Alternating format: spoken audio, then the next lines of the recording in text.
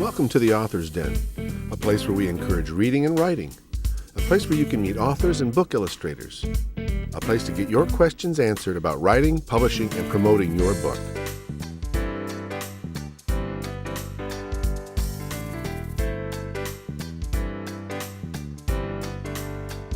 Hello and welcome to the Author's Den. I'm your host, Mike Talley, and with me today is my guest, Darla Jaros, the author of The Kitchen Assistant. Darla, thanks for being with us today. Thank you for having me. I enjoy eating, I enjoy reading, and I'll be honest with you, when I did a Google search of the name of your book, I was really impressed because there's some information there and I learned a lot. So I started glancing through the recipes and everything, and I'm looking forward to talking with you. Can you start by telling me a little bit about yourself, where you're from, where you grew up, and what you did in the early part of your life? I was born in Detroit, Michigan, and then the family moved us to Florida when I was very young, and we settled in Central Florida, 25 acres, on a farm, chickens and all kinds of vegetables, and a grandmother, Polish grandmother, who seemed to know how to make anything out of nothing, seemingly in her kitchen, and that's who taught me.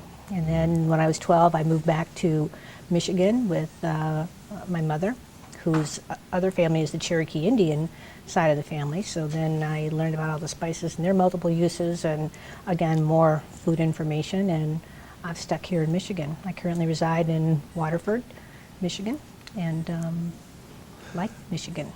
Good. It's my home. Yeah. Have you always been a writer? What did you do for a living? No, actually, I've always been technically inclined.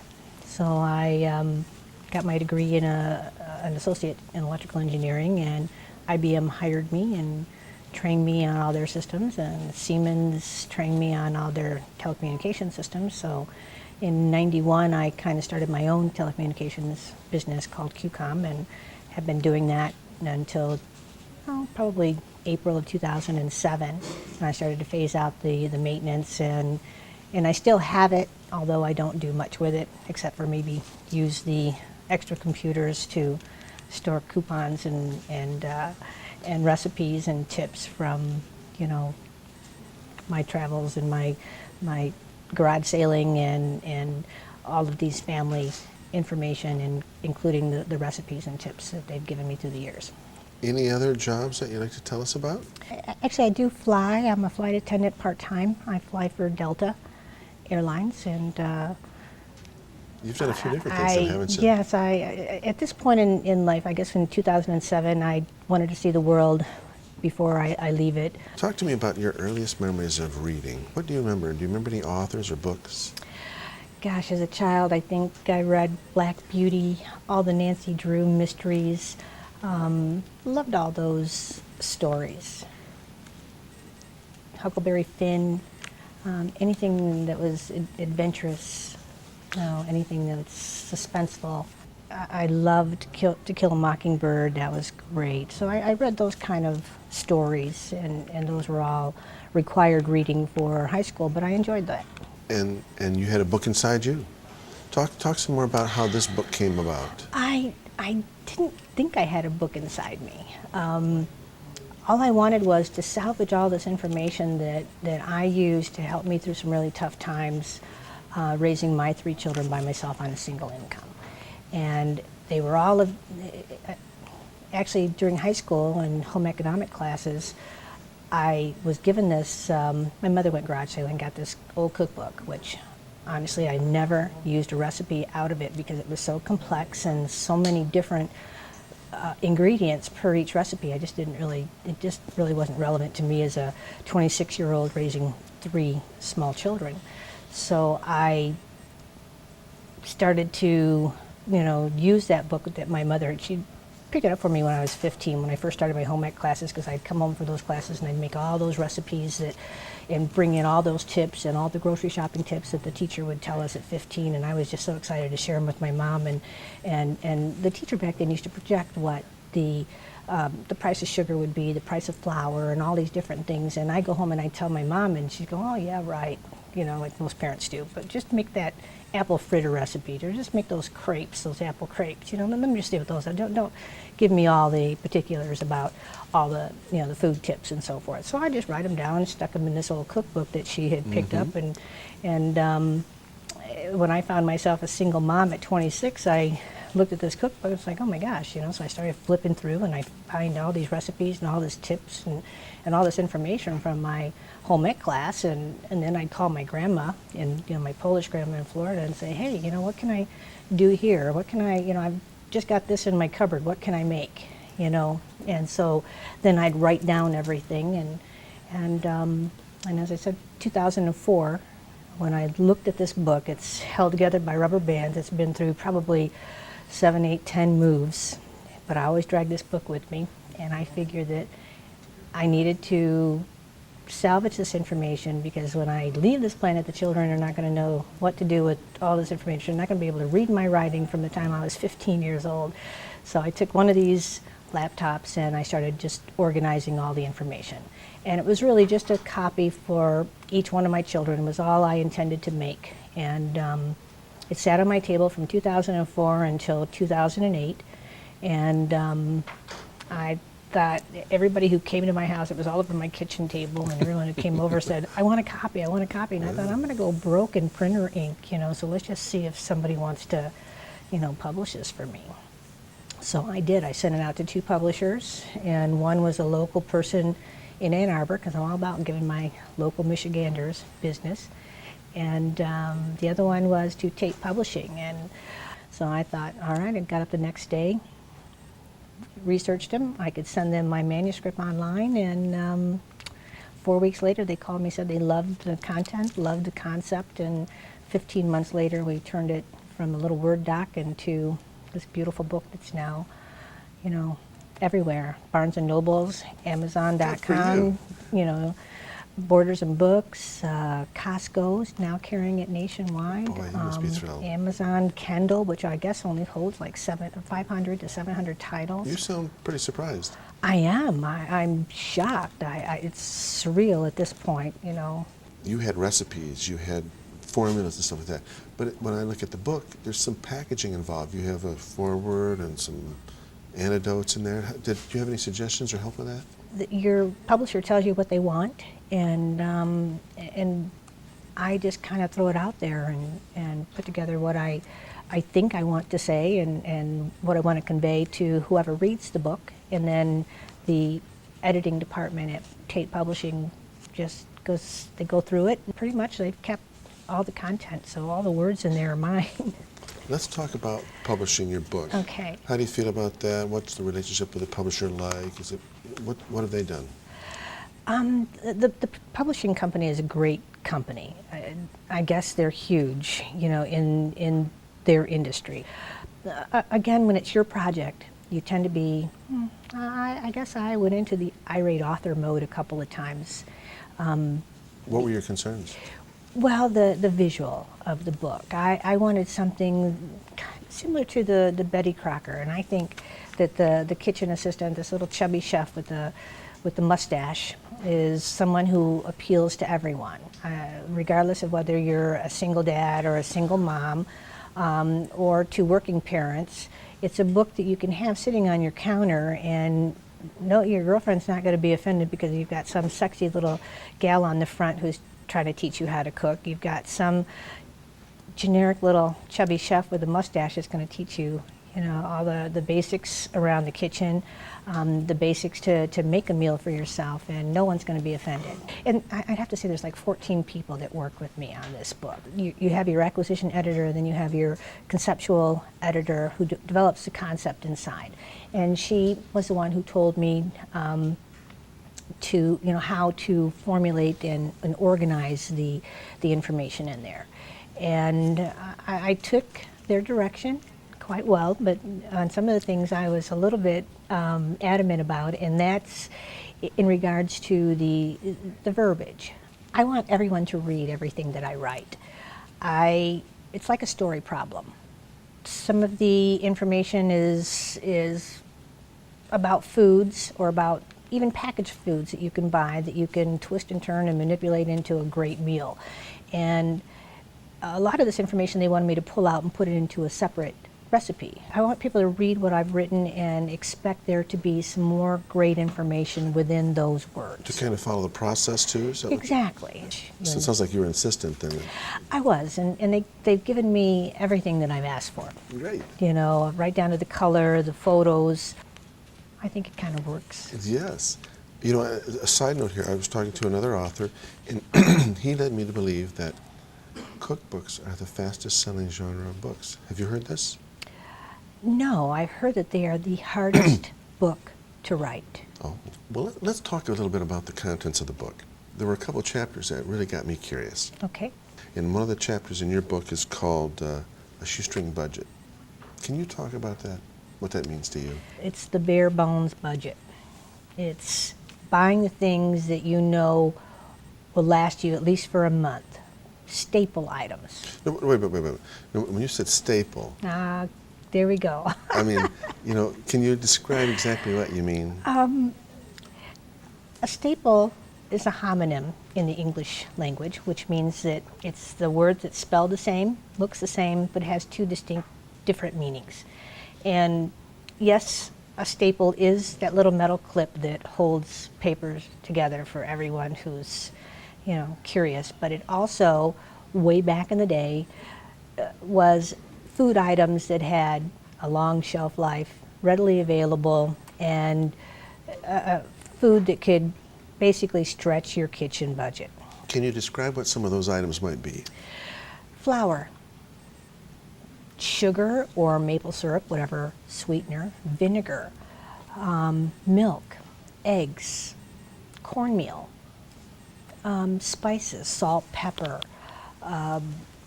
baking goods such as baking powder, baking soda, cornstarch. Items that have a long shelf life that if properly stored, you basically will keep in your kitchen for a month, if not more.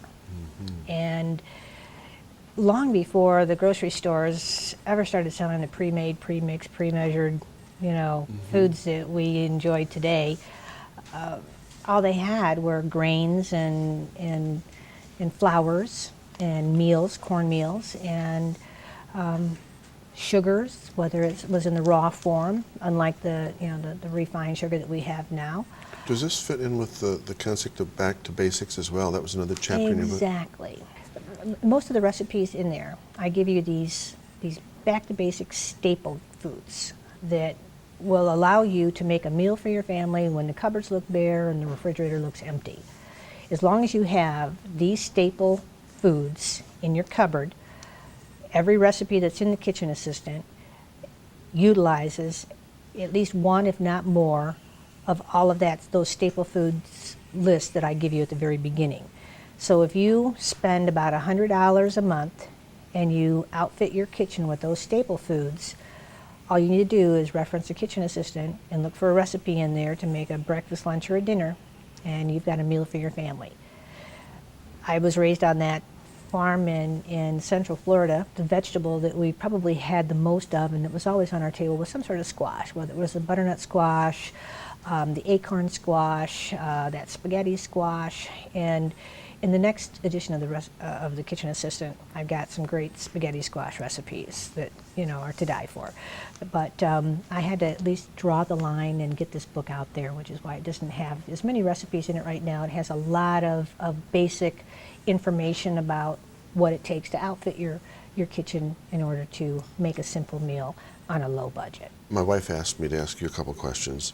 The big one was, though, since she does most of the cooking in our household, and that's her choice, by the way. I used to do it before I met her, but she wanted to ask, how would a man enjoy this book? How would they benefit from it? Can you talk about that a little bit? This is a book that crosses both genders, anyone, and in that you've got your basic techniques. Even if you wanted to be expand your culinary expertise into a fine sauce, there's 150 kitchen tips in there, and in those tips there's how to make your own sauces. There's also sauce recipes in there, and even those basic recipes will allow you to make a nice bowl of pasta, pot of pasta, and put a nice little white wine Yeah. sauce in there, or you don't want the wine, you can add some cheese. So you just need your imagination and the basic techniques. I even tell you what the consistency of these sauces are. So I think that you could definitely become a great cook and impress your wife with a nice meal at some point. She also mentioned, because she glanced at the website and through the book, and liqueurs. You talk about liqueurs in the book? Yes, I think, and I give you all of the cost and so forth and everything associated with that. But sometimes we just need to make our own, just for mom and dad, and just to experiment, because there's also a playtime and craft section in there where you can also utilize foods to make a craft, or a fun project for your children. So I figured there had to be something fun for the adults as well. Well, that caught her attention. Great. I'll tell her to look for the next edition, because I'm going to put Irish cream in there. Oh, you great. know. Yeah. So Talk about what you've done to promote the book, and talk about your website. wow, the website's brand new, and that's my own project. I didn't have anybody else do it. It's hard to tell someone how you want things laid out, so I kind of been working on it for a couple of weeks. So thank you, for your positive input in that. Very nice. And the other thing that I've been doing to get the word out about staples, the alternate meaning to the term staples, is the food skill workshops. And I conduct those in libraries throughout Michigan. And I don't charge the libraries. They don't charge me. And what I do is I talk about these foods and items in the book to show everyone on a large scale how to make a meal on a shoestring budget. These items that need to be in your cupboard to make a something out of nothing meal when you're at the end of your budget money for the month and your cupboards look like they're bare, and you still got to maintain some sort of meal for your family, either breakfast, lunch, or dinner. On your website, you had a copy of the newsletter, and you talked about the food skills workshops. I was really impressed with that. I think that I like the idea that you're offering those. Thank you. And talk some more about that. What type of people have attended those, and again, what are you communicating at those? Well, I talk about the book, obviously, and the items that you need to, the staple items that you need to have in your cupboards. I ask questions, keep it fun, keep it moving.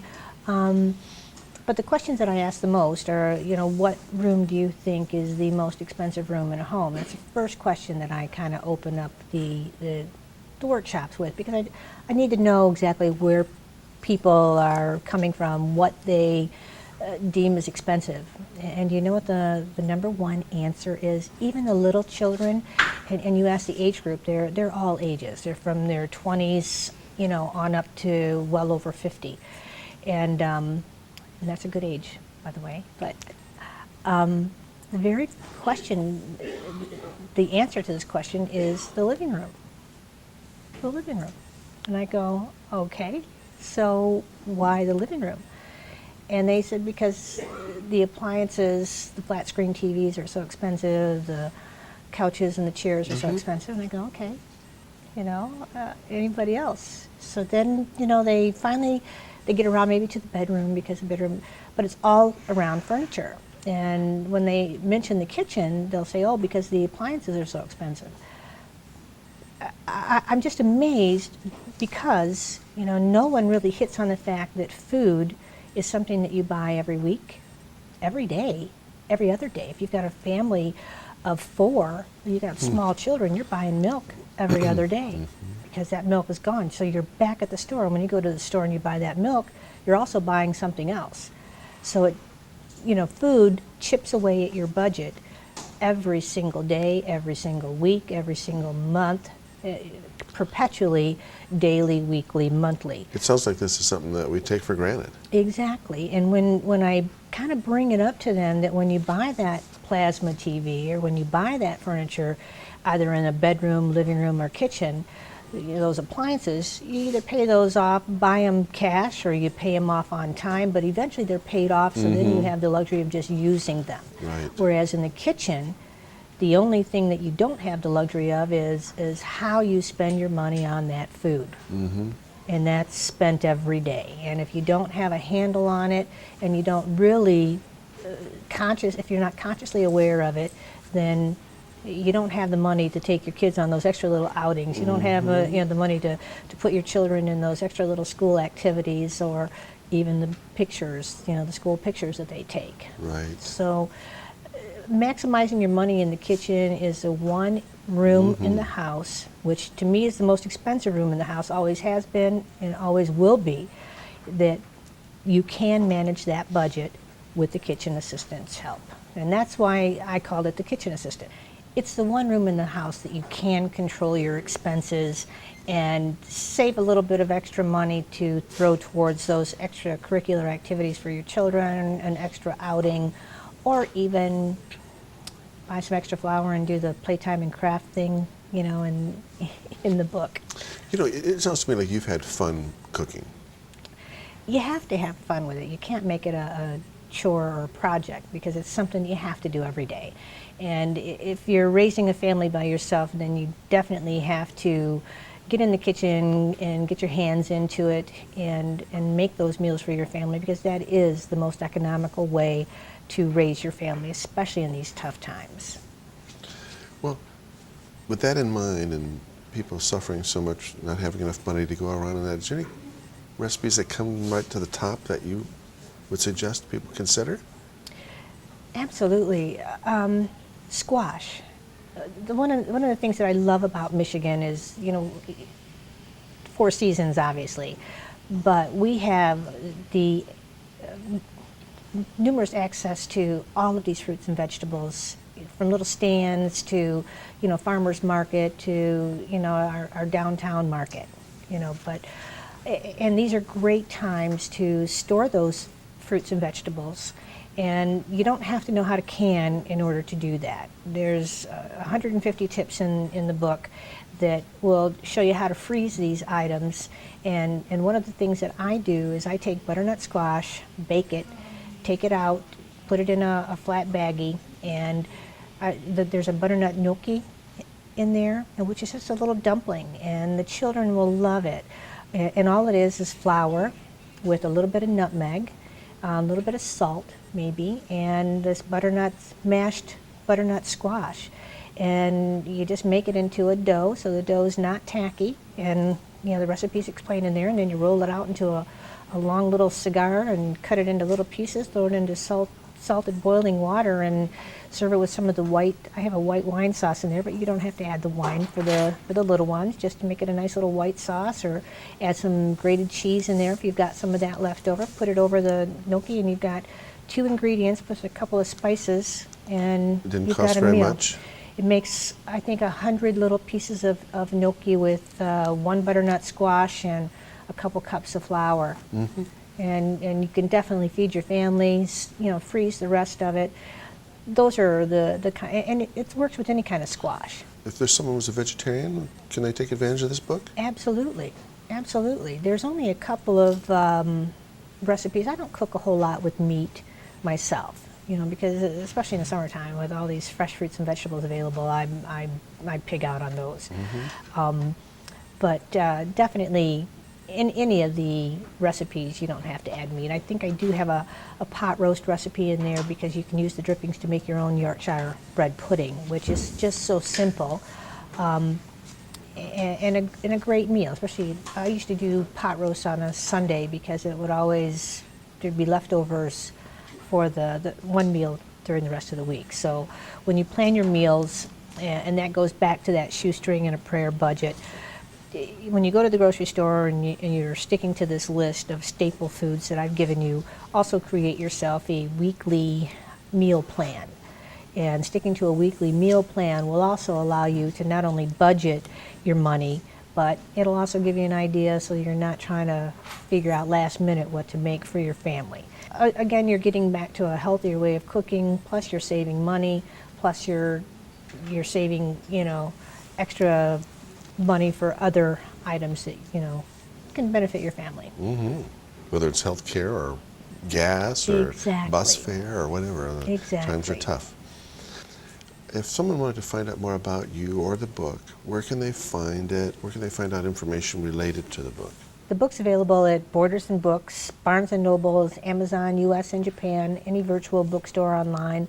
And I'm pretty excited that it's in Japan.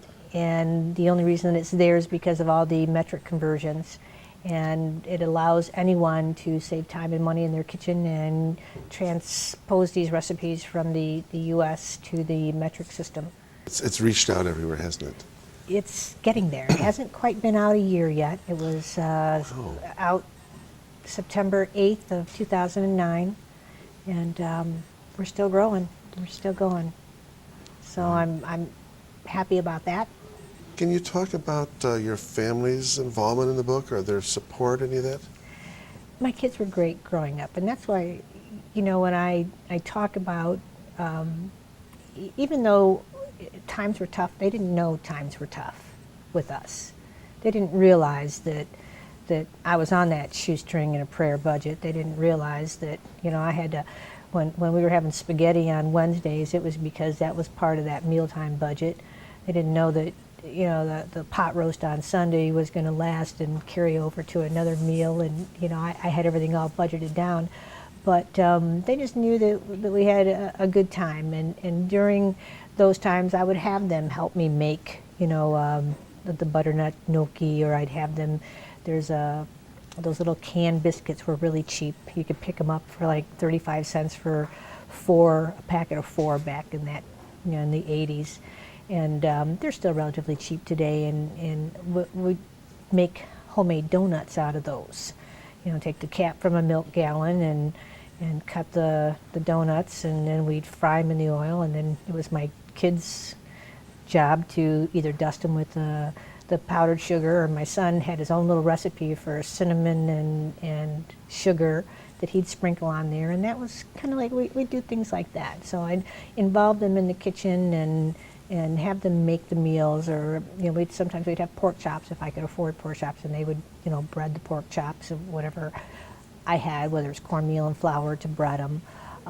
We'd buy a package of, which isn't in the one of the recipes in the book, but will be in the next one, our own homemade applesauce. They would peel the apples and cut them, and then we'd add the cinnamon and then stew the apples, and we'd make that applesauce with our pork chops. So you've done this with your family then? Oh, absolutely. And all of them are great cooks, except for my oldest one. She has, she's gotten better. She's gotten better. But, she's the one that everybody always cooked for her. So now she's learning how to do that for her own family now that she's married. Well, before we close, you've kind of made references to the next book. Have you got plans? Right now I'm still pushing this one, and probably will for the next year or so, just to get people into the concept of cooking again, the old way, and educate them on those staples, and recognizing the little chubby guy with a big mustache and the Kiss the Cook on his apron. And so once I get him well established and as recognizable as Betty Crocker, then I'll send out the second edition. What are you doing to promote the book? It takes a lot of phone calls to different venues, interviews, these workshops. Yeah. They're a great way to get the word out. And one of the things that I'm so proud about that is that I leave behind and I donate 2 books to every library that hosts a workshop. Nice. This way, even if someone can't afford to buy the book during these tough times that we're in right now, they can go to any library within their community and check out the book and have access to all of these great tips and all this great information. I've learned a lot. I'm looking forward to going home and trying a couple of the recipes. All right, good. Well, Darla, thanks so much for making time to be here today. Thank you. I really appreciate this, and I wish you a lot of success in the future. I know that you're going to be doing some traveling promoting this book. I can really feel it. It's going to be very popular. Thanks so much for your time. Thank you.